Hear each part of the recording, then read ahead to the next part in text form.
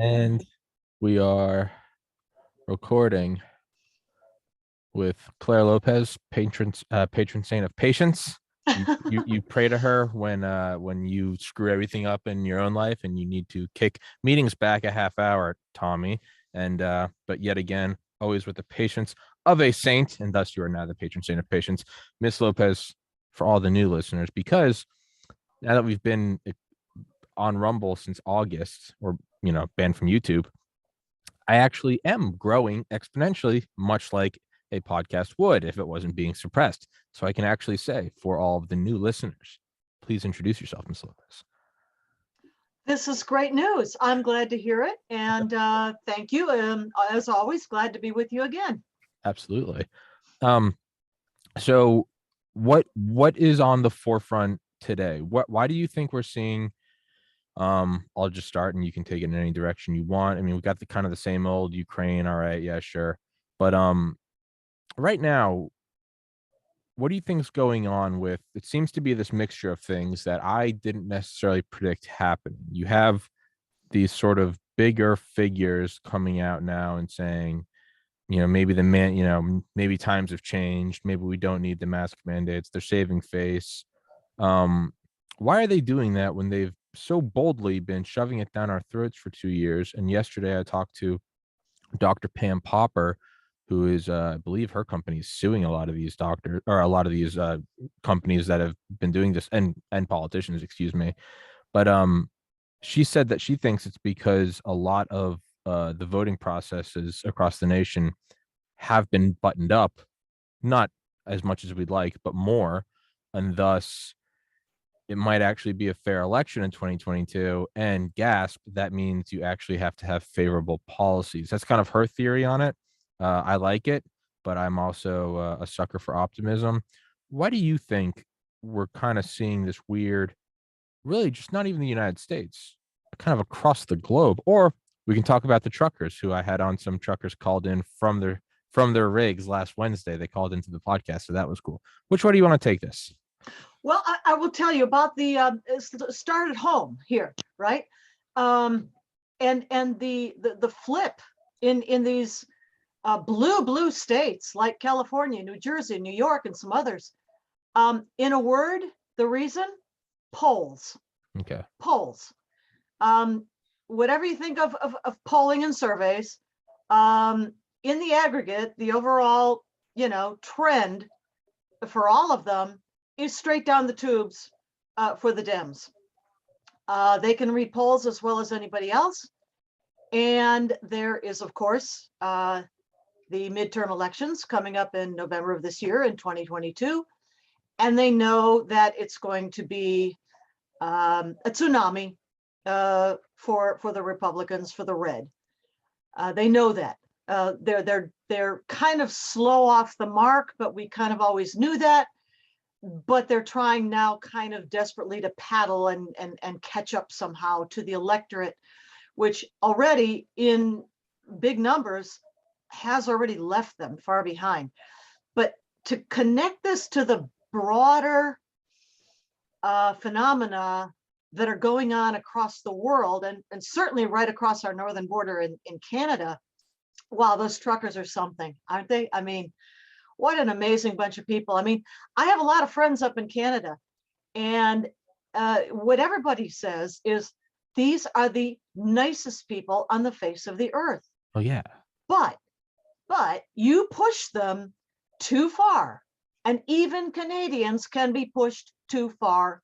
And that's what's happened under the tyrannical rule of the communist, there's another way to put it, communist ruler of Canada, Justin Trudeau. You push them and they finally, something broke. Yeah. And they're pushing back. And, I've been watching the videos, probably like you have too, Tommy, on social media and elsewhere. And, it's not just the truckers. It began with the truckers. The convoy that started out west in British Columbia and drove all the way across the country to the east, and wound up in Ottawa and Parliament Hill and throughout the downtown Ottawa area. But since then, you've got the farmers in their great big farm equipment, you know, the tractors and the combines and the harvesters and I don't know what else. You've got the cowboys on horseback, like hundreds of them. And what's really heartening to see is the response of the ordinary people, the citizens of Ottawa, who are defying the tyranny and the brutality, really, of the Ottawa police. I'm sure you saw that film of the Ottawa police manhandling that little old man.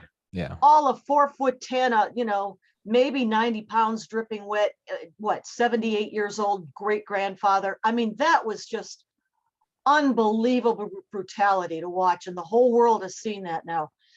But so you've got the people like him. Now that little old man, all he ever did was honk his horn and give a thumbs up to a trucker. But others in Ottawa are providing the food and the fuel and whatever other supplies, you know, that the truckers need for this extended period of time. It's 2 weeks now that they're there. And even after the Ottawa police chief, who's, I mean, just a piece of work, tyrannical, authoritarian, I mean, communist, you know, saying that the police would be arresting people who tried to bring food and supplies and fuel. You had parades of people. I'm sure you saw this one too, carrying the jerry cans, those red, the gas cans. And, you know, some were empty and maybe some had fuel, but the whole point was, you know, confusion to the enemy, right? I didn't know that. That's brilliant. Yeah. Oh yeah. I mean, dozens and dozens of them walking through the streets with the jerry cans. Maybe some had fuel in, maybe some didn't, but that's the whole point. So I guess where I'm going with all of this is the bigger picture is that in Canada, in the United States, and other places around the world, because there are trucker convoys forming in places you might not have thought. Austria, Australia, New Zealand, Netherlands, and more, as well as possibly here in the United States too, starting out west, I think in California, maybe other places as starting points too. But the point of all of this, I think, is that we've been in a standoff, in a fight, in a battle between the forces of tyranny, whatever form that may take, be it communist, be it socialist, be it Islamic, whatever form that tyranny takes, battle against the people, right? The ordinary common people, and in particular in Western, you know, liberal democratic style societies like ours and Canada's, where people still have constitutions, Charter of Rights and Freedoms, Bill of Rights, and expectations that government exists for the one and only sole purpose of guaranteeing our natural born rights enunciated in documents like those. So we still have that expectation where other places that may have been under tyranny for so much longer, like China, they don't have that expectation of fulfillment of these guarantees and promises, but we do. And so people are rising up. And it's the working level people, right? It's the working class, these farmers, these truckers, and the people coming to help them. And so it's kind of ironic to watch the totalitarian socialists not so much for the proletariat anymore. I know, right? Now that the proletariat is actually we are demanding our rights. All of a sudden, the champions of the proletarian just not so much anymore. So that's kind of broad view where I think I see things right now. What a surprise. It doesn't pan out like they said it was going to pan out. I mean, you would have thought through all the other successful Marxist dictatorships in the last century that this too would have worked. But Workers of the World, it was the Harry Chapin, it was the move, whatever the dictator was, the silent, the speech. Do you know what I'm talking about? No. Who was the famous actor from like the 20s or 30s? Harry Chapin. He plays Hitler in in a movie or something. Oh, you mean Uh, Charlie Charlie Chaplin? Harry. Harry was his Charlie lesser known Chaplin. brother. Charlie Chaplin. No, Harry was his. I was thinking of the guy that wrote the Cats in That the was his Cradle. cousin. Now, who's the guy that wrote the Cats in the Cradle and the Silver Spoon? That's not important. Charlie. But what's the great speech he says at the end? No Or idea. goes on this great big speech, and it's wonderful, and it ends with "Workers of the world unite." Right? Which is the motto of the Communist Party, Yes. right? But it's a But great. that's It's a and now great. they have, and the It's communists don't care for it so much, do they? yeah. As workers of the world unite, not like that. Don't do that. No, not We this didn't tell way. you to do that. We didn't. You're Not supposed to be that way. following us. The other way. But there is kind of I saw a tweet I think this morning, and it was like don't celebrate too much because it's like we're winning the COVID. People think we've won the COVID war. One, we haven't won it. We're winning, and two, it's a battle. But what the battle has done, and I think it worded it greatly, is it woke a lot of people up Mm-hmm. to the fact that Mm-hmm. we're in a war, and not just with China, like Brigadier General Robert Spalding's stealth war, but rather, like you said, the forces of tyranny. Is it in 1920s and is it columns of tanks, or is it in 2020 with COVID passports and misinformation tags on your YouTube videos? It takes every form. It's like a demon throughout the ages. The exorcism of Emily Rose, like the demon at the end is like it comes out and it's kind of naming figures throughout history. It occupied Judas, it occupied Hitler, it occupied. But the idea is that it's a thing, it's a hand that goes in many different puppets, and that's the same thing with tyranny. It's the same, not self rule, as Dr. Federer says, not self rule, citizen meaning co-king. It's rather the rule from the top down as the king, and it will always be coming up, whether pharaohs or whether someone's saying you can't take your trucks to Ottawa. But so the reasoning is why now? And one hand you could say because it's been 2 years, but by that logic, because that's not my logic, by that logic, you'd say, well, they've been eroding our liberties for 40, 50, 60 years. So why now? It's because you can only push so far to the point where, as Don says, and you've been on Don's podcast before, as Don says, it used to always be, I can't fight back. I can't be an activist because I have a wife and children. And now it's turning into, I have to do this because I have a wife and children. And it's almost like an equation. The more you have to live for, the less likely you are to fight back. I've got a cushy job. I've got, I don't want to mess with that. But as it's being peeled away, okay, well, now you can't do this. Now you can't do that. Now you can't go outside. Now you can't go to the store. Now you can't speak your mind. And peeling it away and peeling it away and peeling it away. So you're slowly looking at whatever it is left that you have. And you're like, hey, man, I got nothing to lose except for my wife and kids. So I think that's why, in my armchair psychologist or armchair general viewpoint, I think that's why you're seeing it more. Is it's because it's like, guys, there's nowhere else to go. I mean, that's what the truckers were saying. It was last Wednesday. Several, like in like a convoy, they were all calling into like one truck who had like some sort of receiver, and they were able to call into the podcast. And so I was doing a podcast with them, and that's what they're all kind of saying. Is like, there's not, well, what happens if you go to jail? They're like, good, at least I'll have food and water and a bed. Like we don't have anything.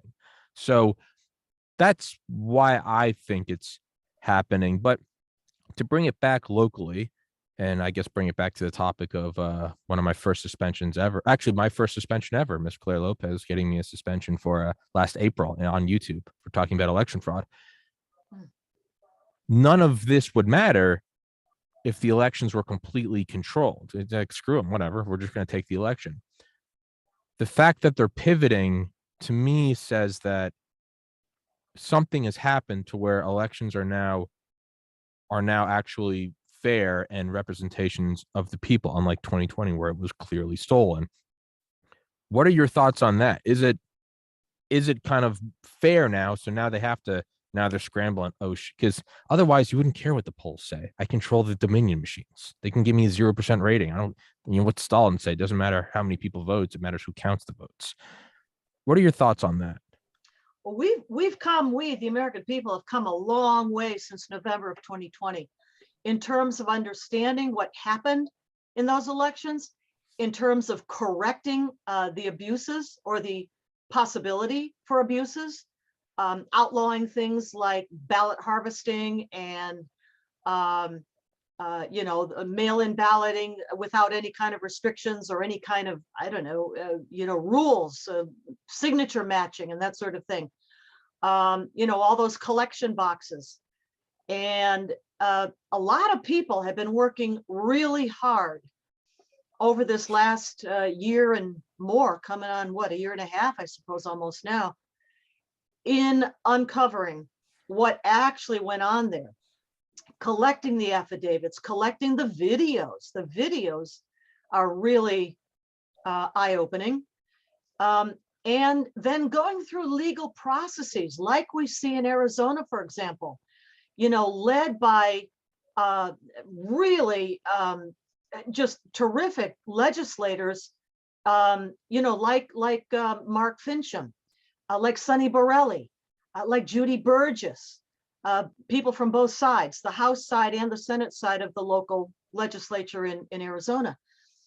And they've collected a tremendous amount of information, and really, I mean, damning evidence of massive fraud and cheating that absolutely, yes, would overturn those particular states' electoral counts.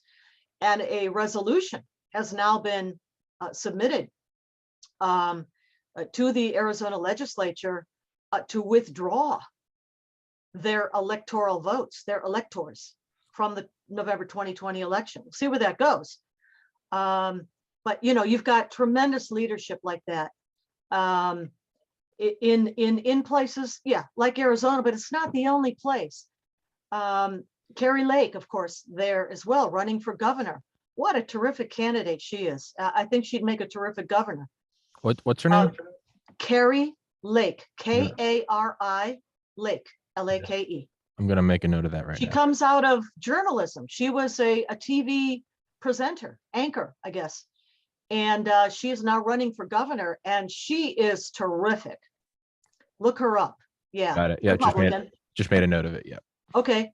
But other states too. It's not just Arizona. It's just that they've gone maybe deeper and faster than some of the other states. But you've got courts now weighing in various places where it seemed for a long time that they hesitated and just didn't want to get involved.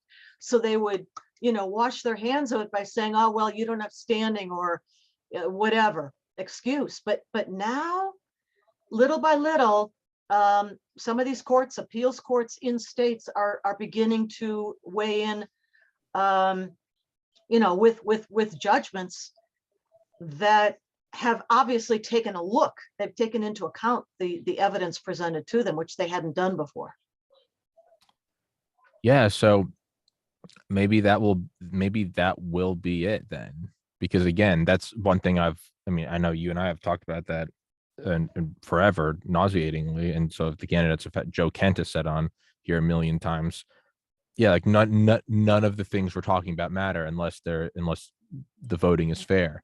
But to me, the fact that you see more and more public officials kind of coming out and saying like, well, things are changing now and maybe we don't need mandates. And it's part of me is like, is this just the tales all this time, just slime ball politicians, finger in the air, which way is the wind? I don't support gay marriage. I do support, and it's like, that's not necessarily nefarious. That's just kind of like, yeah, it's a spineless politician. Marriage between a man and a woman. No, it's not. And then I'm for the Iraq war. No, I wasn't.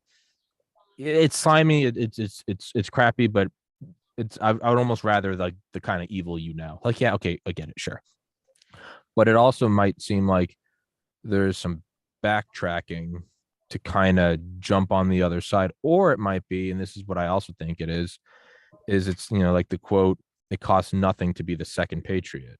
It's now becoming, it's the first kind of like public, I guess, inkling you saw of this, like a buoy offshore kind of registering like a swell in water, indicating a tsunami. I think the first one was like Jon Stewart on Colbert Show like 3 or 4 months ago, making fun of Wuhan coronavirus lab. Then you saw it with Barry Weiss, and now the whole public is their eye is just focused on Rogan, someone that no one's cared about for a decade. I started listening to him in December 2011. No one's cared about him for a decade until now. And the eye is focusing on him. And now more and more people are coming out about it. You have a bunch of guys whose entire career is responsible, or they're dependent on Rogan. Rogan made them. He launched them into the limelight, and they all know that, and they're all coming out and defending him. Do you think that might just be an aspect of it, which I guess in itself would probably be like the most positive outcome? Like, yeah, it's just general the shift in pulp. I'm not for desegregation, and then like as the decades go on, you're like, yeah, maybe we should all just be together in the same school. Here's what I see happening in both, as we talked about, elections, and now in public health, and they're linked, I think. And the linkage is that through diligence and research and stick-to-itiveness, persistence on the part of so many patriotic Americans, the data is coming out. So as far as the elections go, I was talking about Arizona, talk about other places. The data, the evidence is finally making it through to the public consciousness as well as some of our courts. Same thing with public health. We've had 2 years of data now. Didn't have that, a year ago. And so people who were really ahead of the curve, smart medical experts, doctors like Peter McCullough and Robert Malone, and Harvey Risch, and all of them. what's his name? Zelenko, Dr. Zelenko, Urso, Merrick, Nass, Fareed, Lee Merritt, Merrick. There's so many who were talking about this a year ago, but they weren't listened. They were shut down. They were stifled. But now the data coming out of even totally corrupt to the core public health agencies like the CDC, like the NIH, absolutely corrupt to the core. But even they can't deny the data that is flooding out now. And that data is being seen and understood with help by a whole lot of Americans. Yeah. And they realize, what a scam this whole thing was. What a power play. Not that the virus itself was a hoax or a scam. It's very real. Yeah, sure. And lots of people got sick and died of it. That's true. Yeah. But the suppression of early treatment, as especially Dr. Malone talks about, but also Peter McCullough does too, and others, Dr. Risch does too, the suppression of early treatment, and the single-minded focus on brand new, untested, to this day, lacking proper safety protocol testing that really needs to take many years. There's a reason why drugs, medicines, treatments, vaccines take 5 to 10 years. It's because that's how long you need to know what the effects will be over time for people and different categories of people. The very young, the youth cohort in the middle, let's say, working age people, older people, very elderly people. Those are distinct populations. Different races. And each one of those has to be followed and tested with whatever you're talking about for years.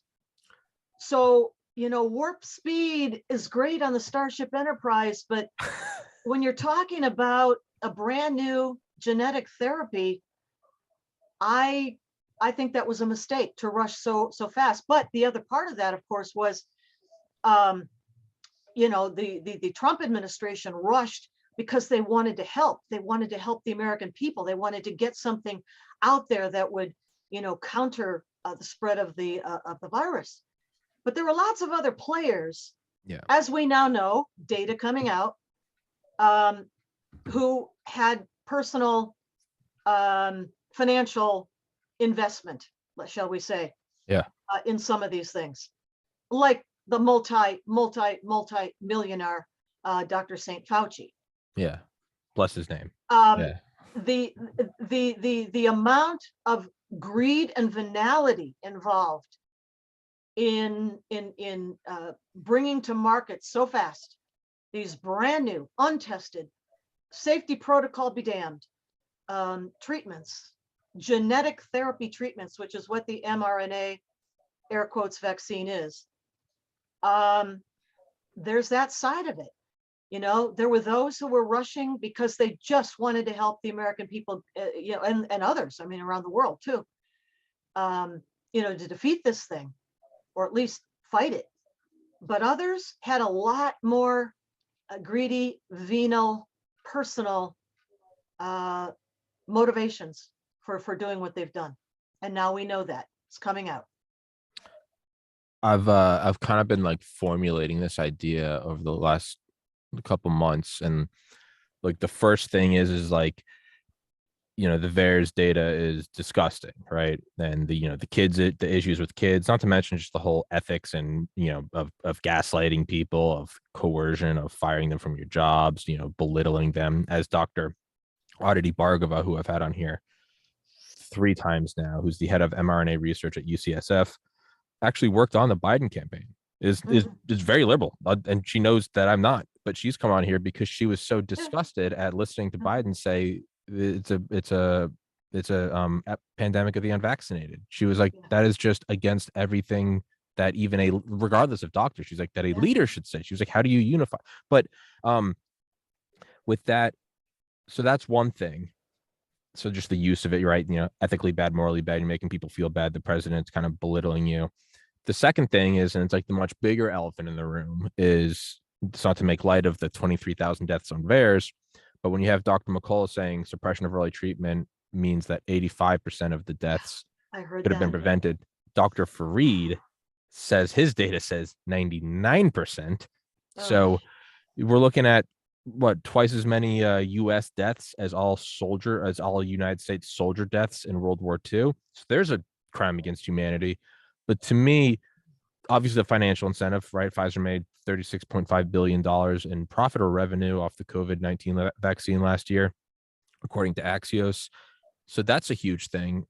But you started to point it out, and I actually brought it up the other day with a doctor, but you just kind of pulled me back in, is tested, right? Different age groups, people with different health issues and different races. We have different, you know, people of like pure like Korean descent can't drink as much alcohol. They don't have as much alcohol dehydrogenase enzymes. Me, a white Irish guy, hey, I don't do too well in the sun, right? There are genetic differences, and that not just on how well we sunburn. Well, we talk, I mean, let me jump in, just talking about that.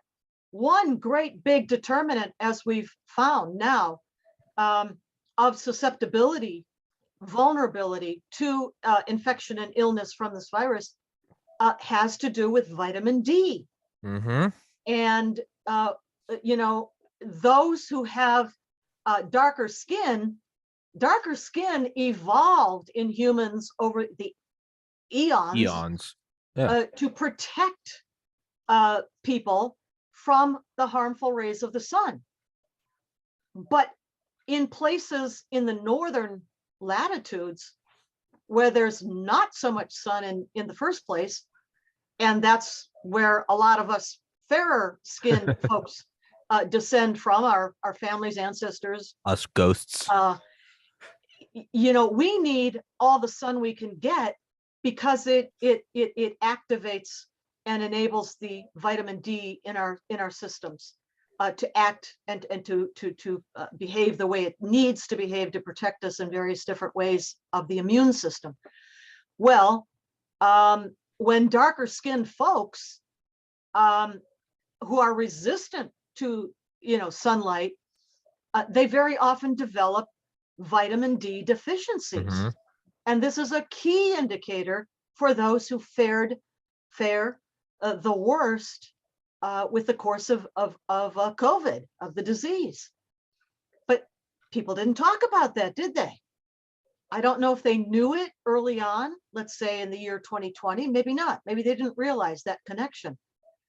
But a lot of the doctors since then, they certainly do. The three who co-sponsored, authored the Great Barrington Declaration, Yeah, Sunetra Dr. Hawkins. Gupta, Yeah. and Martin Kulldorff and Jay Bhattacharya, they know that, and they try to get it out to people. But again, information like that, really useful, specific, medically sound information and guidance like that, was crushed. It was just suppressed, and that's criminal. Yeah. Absolutely criminal. Yeah. That all falls in like the second tier of the conspiracy is talking about. First is forcing the vaccine, all the moral and ethical dilemmas with that, and all of the myocarditis, the strokes, the Guillain-Barré syndrome. That's one. The bigger one is suppression of existing, proven, generic, cheap, and widely easily distributed and existing stockpile drugs like ivermectin, and supplements, the and things everything. that are not even drugs. Oh yeah, like a vitamin D. The very video I got permanently banned from YouTube for, Dr. McCullough saying, hey, regardless of the vaccine, everyone should be taking turmeric, quercetin, vitamin D, and zinc. That was the one that got me the axe. So even those, right? So just all early treatment, regardless of drugs, ivermectin, hydroxychloroquine, or just going to Walmart and spending $7 a month. That's the second one.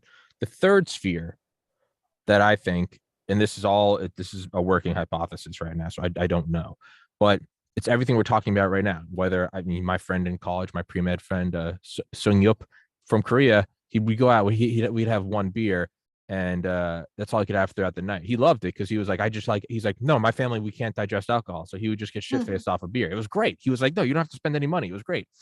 But right. And then you have these, these Irish pigs like me who can, down 30 beers and I'm fine. But everything in between, that's probably an exaggeration, but everything in between. Some people with, I'm like one gene off from having red hair. My older brother has red hair. There's like a new study coming out that says people with red hair, it's actually also indicative of they are a little more resistant to certain anesthesia drugs. And that's like relatively new, but they're all, he's lactose intolerant. They're all kind of, we all have, it's not just that some of us are black and white or blue eyes or brown eyes. Those also mean that there are not as wildly different as our appearances, but there are differences in how our actual bodies work. Okay. So if we have that whole array, right? And as you said, that's why we can't just bring out this new technology. We have to know how it works on everyone. What about young? What about middle age? What about older? What about pre or post menstruation? What about pre or post menopause? What about men going through puberty? All these different things. And what about Koreans to Africans to Americans and everything in between? Yeah. How can one thing fit all? Well, this is kind of my, again, working conspiracy based on nothing but my own observations. I think that the real money maker obviously is sales, right? 36.5 billion for Pfizer. But what they keep saying is, and they were saying this before COVID, is the new era of vaccination and drug delivery systems is mRNA. So it's not just that it's a new phone. It's not that the iPhone's better than the whatever. It's the new era of touchscreen flat phones versus flip phones, which is fine in and of itself. If you think about the mRNA as, I don't know, the pickup truck. Yeah. That's just a pickup truck. What matters is what you put in the cargo bed. But you hit on it. What are you sending into the body? Not just the truck. What's the cargo? So that's the difference, and it could be many different things. So and in this case, it was something very, very, very harmful. The spike protein of the SARS-CoV-2.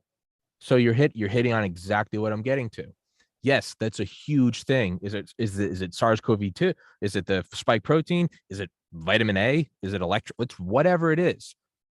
I think that the entire dump truck technology, how do you find out how it works on everyone? If it costs Well, 15 billion that's dollars, why it's supposed to take 5 to 10 years. and that's why I think And is they the didn't big, do that. that's what I think the even bigger picture is they just got $1 trillion in free R&D on how it interacted with people of every race, every background, every age, every comorbidity.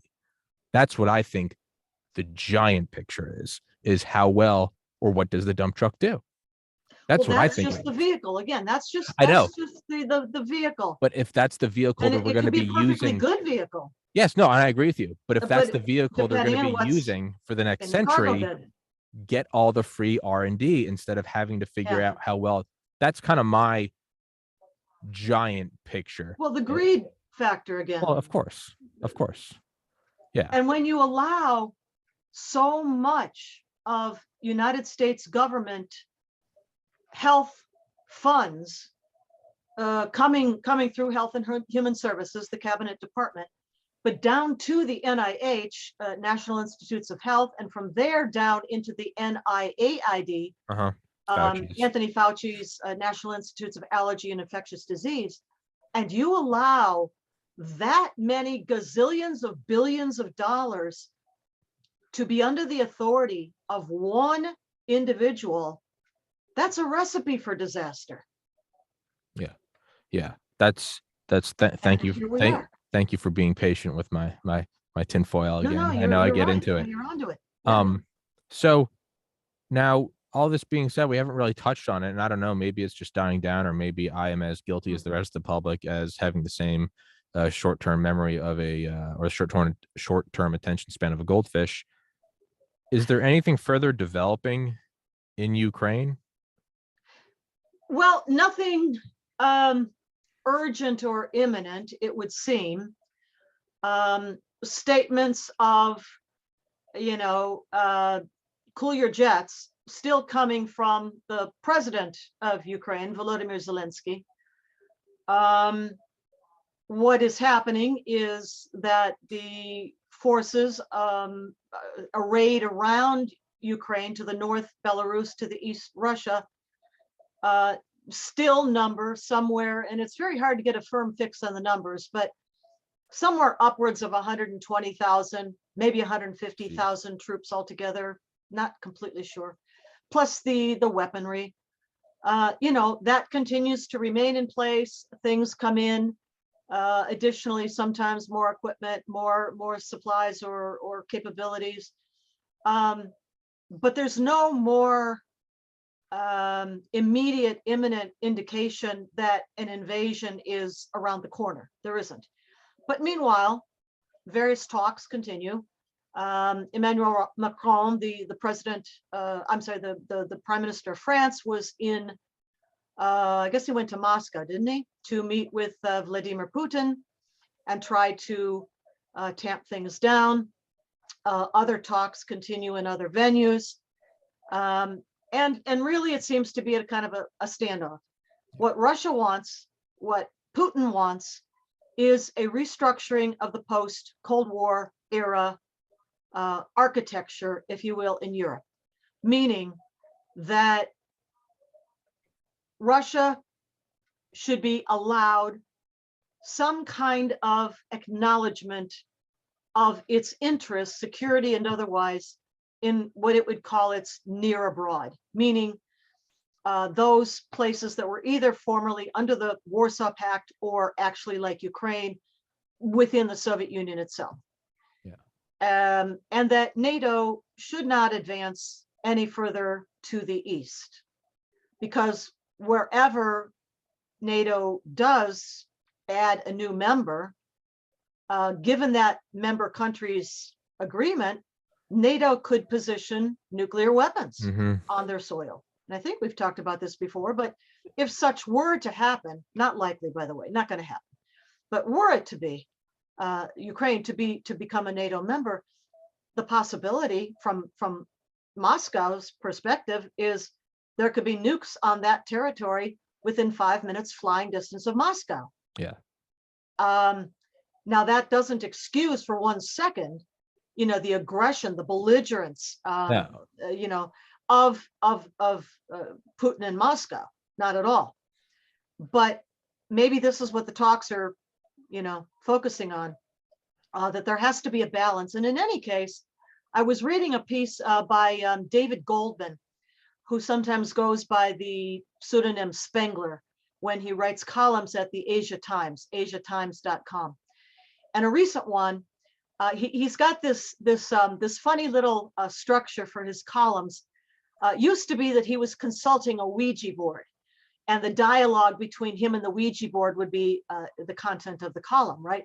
Well, this time, in one from just a couple of weeks ago, he's talking to the ghost of Cardinal Richelieu, the French cardinal from way back.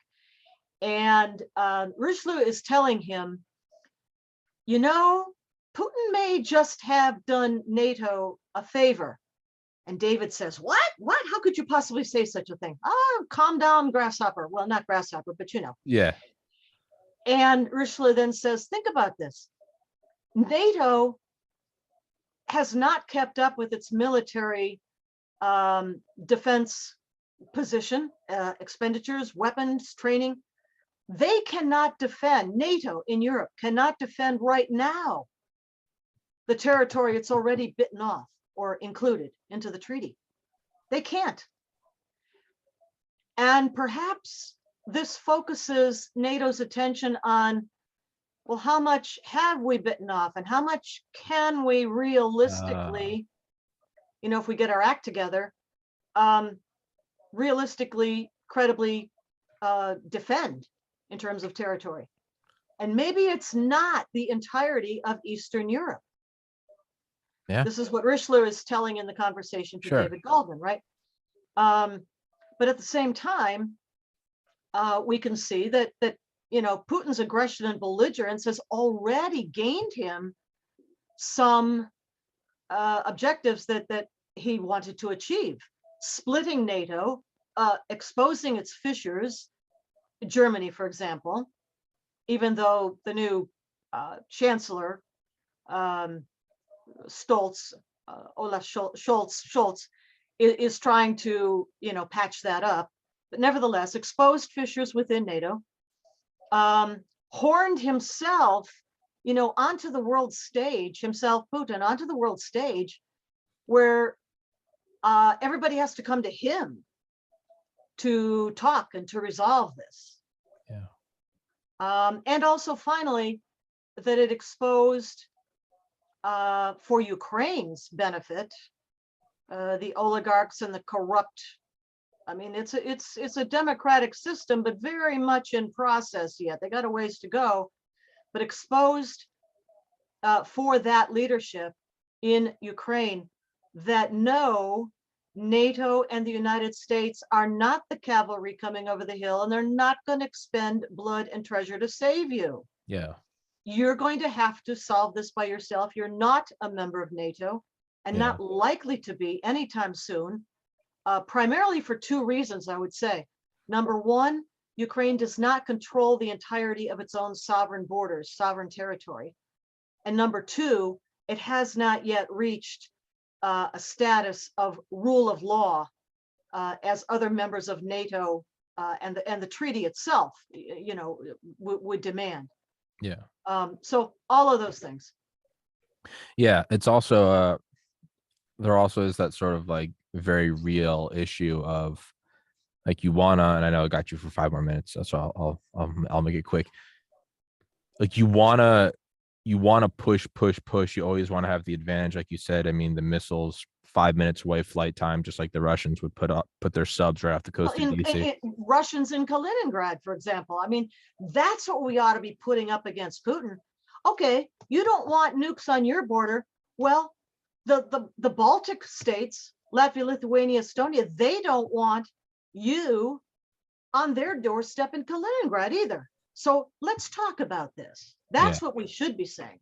Yeah, it's it's like the backdoor deal. Take them out of Cuba, we'll take them out of Turkey. Mm-hmm. It's like there's this weird sort of like not maybe bell curve. You're going up. You want to be right there. You want to be able to take out your enemy. You want it to be over. You want the war to be over before it starts.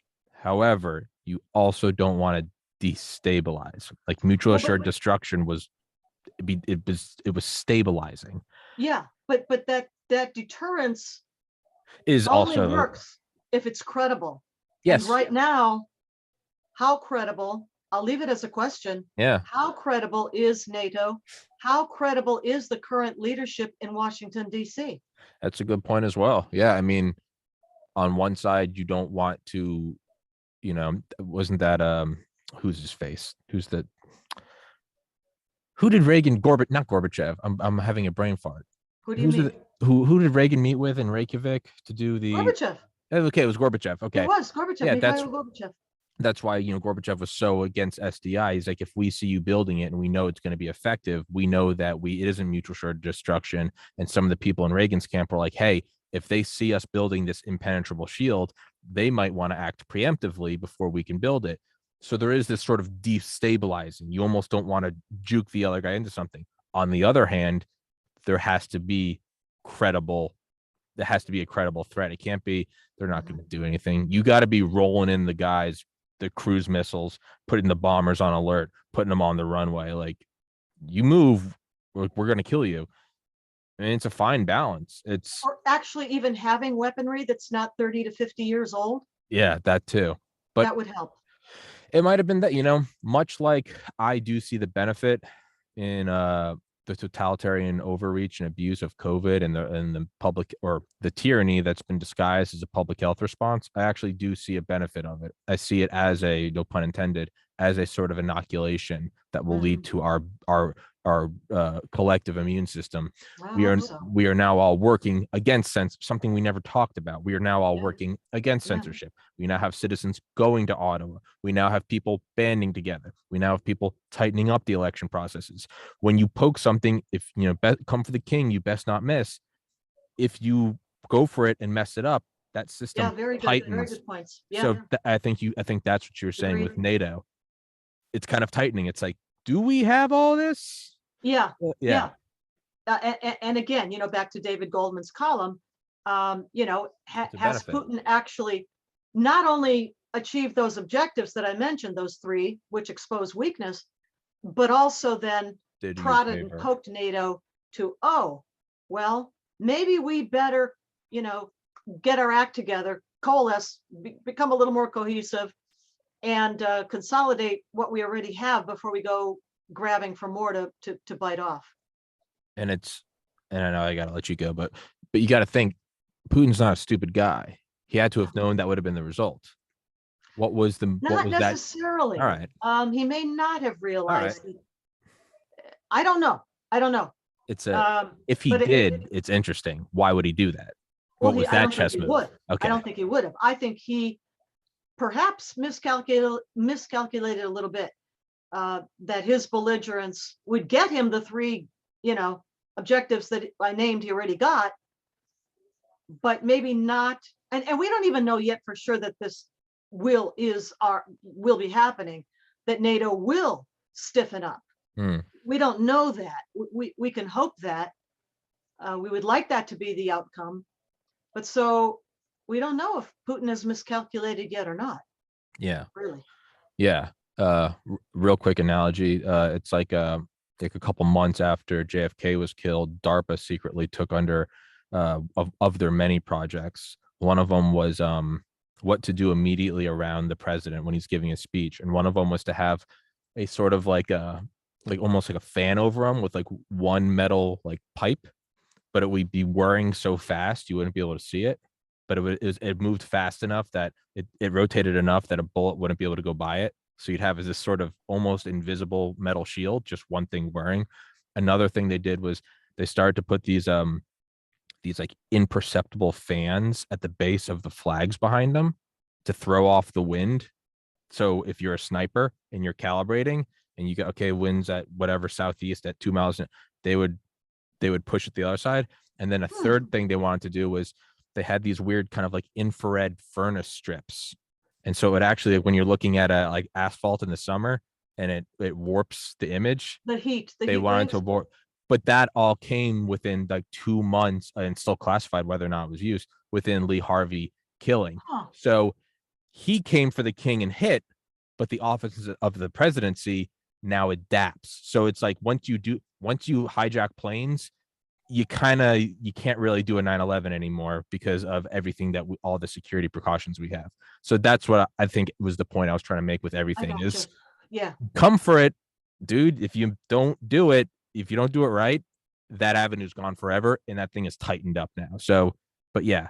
And again, Claire, the patron saint of patience, listening to my rambling conspiracies. Miss Claire Lopez, as always, I will put all your writings, all of your websites, all of your links in the description. Everyone go check her Super. out. Please read her stuff. It's great. Follow her on Twitter or just tune in every Thursday to listen to Claire Lopez. Unless, of course, if Claire's ever not on here, it's because I'm an idiot and have somehow messed up my schedule. Like last week, Claire texting me, "Are you alive?" And I was Schedules like, happen. Ah, don't worry. Don't worry. that one was bad because I didn't even. I inform you. I'm like, "Hey, Claire, I can't do it today." You just text me like, "Are you alive?" And I was like, "Oh God, today's Thursday." Like, didn't even thought. I was like, "Oh God in heaven." But No worries. No worries. It's okay. this is why I love having you, Claire. It's always a pleasure to talk to you. Thank you so Thank much. you. I will send you the episode later when it's up, and Okay. I can't wait to chat again. Sounds good. Thank Catch you you so next much. week.